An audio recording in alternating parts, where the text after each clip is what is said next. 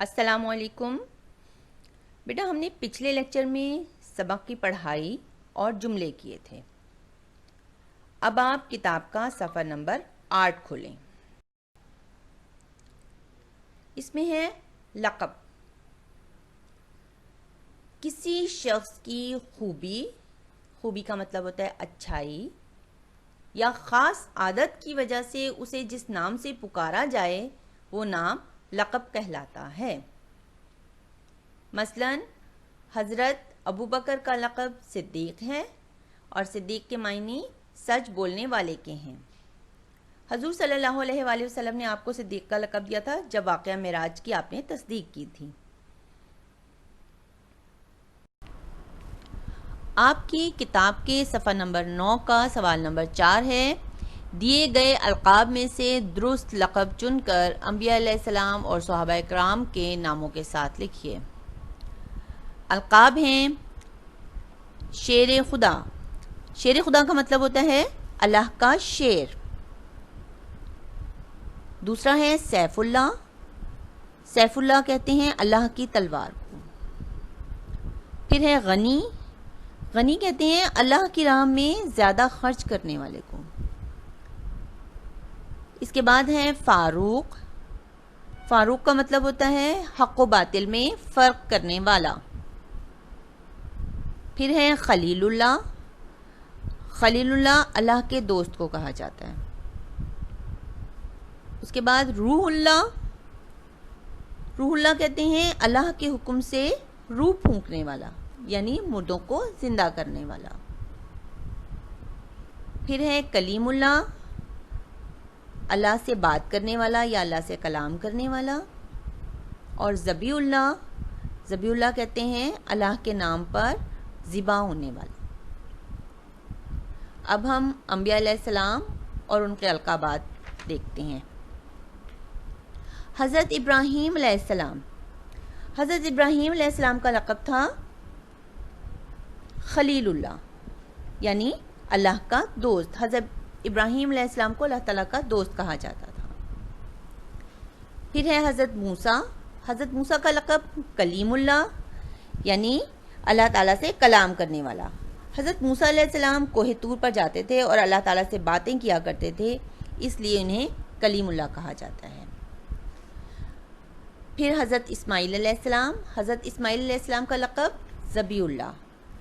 حضرت اسماعیل علیہ السلام کے والد کو خواب میں اللہ تعالیٰ نے بیٹے کو ذبح کرنے کا حکم دیا تھا، جس پر دونوں باپ بیٹوں نے عمل کیا، اسی لیے حضرت اسماعیل علیہ السلام کو ذبیح اللہ کا لقب دیا گیا۔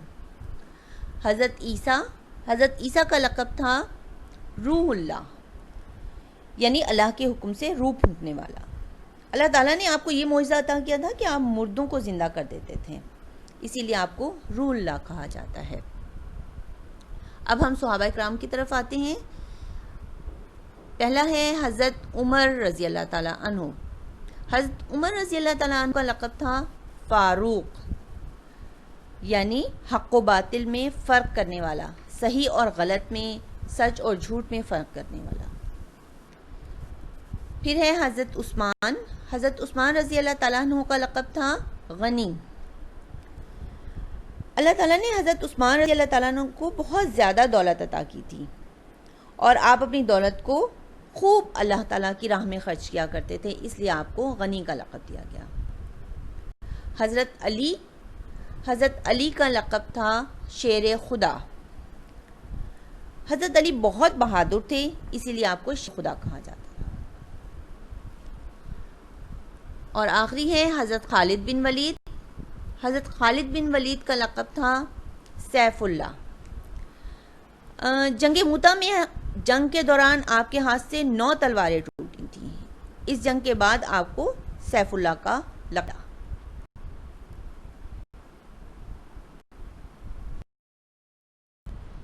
سوال نمبر 5 ہے، مندرجہ ذیل جملوں کو ہے اور ہیں کی مدد سے مکمل کیجیے۔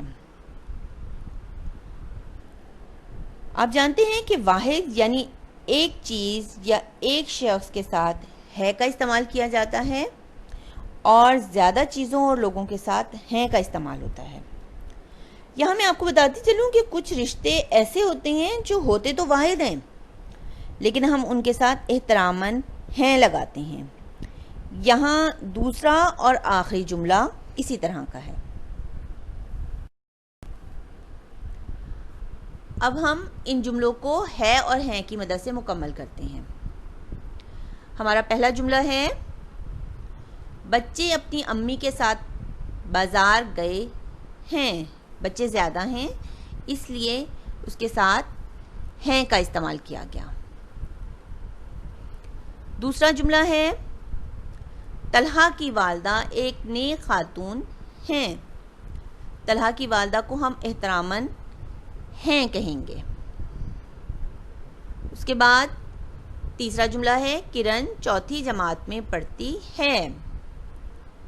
کرن ایک ہے اس لیے ہم اس کے ساتھ ہے کا استعمال کریں گے. پھر ہمارا جملہ ہے نابینا بھکاری بھیک مانگ رہا ہے اور لوگ اس کی مدد کر رہے ہیں. یہاں نابینا بھکاری کے ساتھ ہے آیا ہے اور لوگ چونکہ زیادہ ہیں اس لیے ہم نے ہیں کا استعمال کیا ہے. آخری جملہ ہے استانی صاحبہ بہت محنت سے پڑھاتی ہیں. یہاں استانی صاحبہ واحد ہیں ایک ہیں لیکن ہم نے احتراماً ان کے ساتھ ہیں کا استعمال کیا ہے.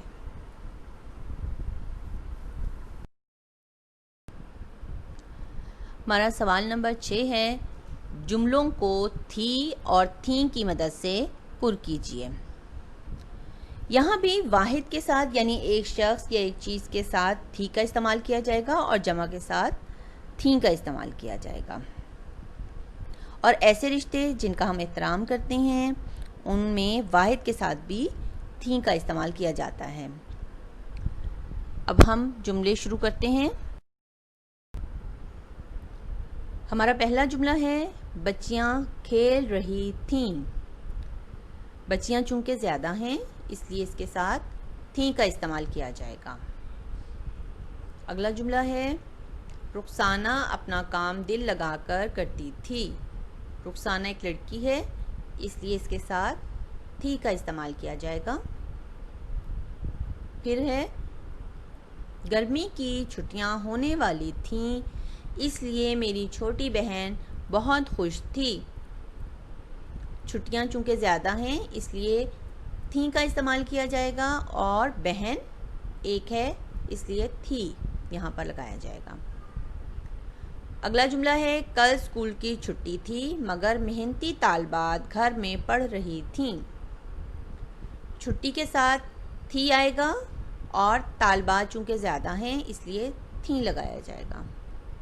اور آخری جملہ ہے ہمارا کل گیس کی فراہمی بند تھی اس لیے گاڑیاں معمول سے کم تھیں. گیس کے ساتھ تھی کا استعمال کیا جائے گا اور گاڑیاں چونکہ زیادہ ہیں اس لیے تھیں کا استعمال کیا جائے گا.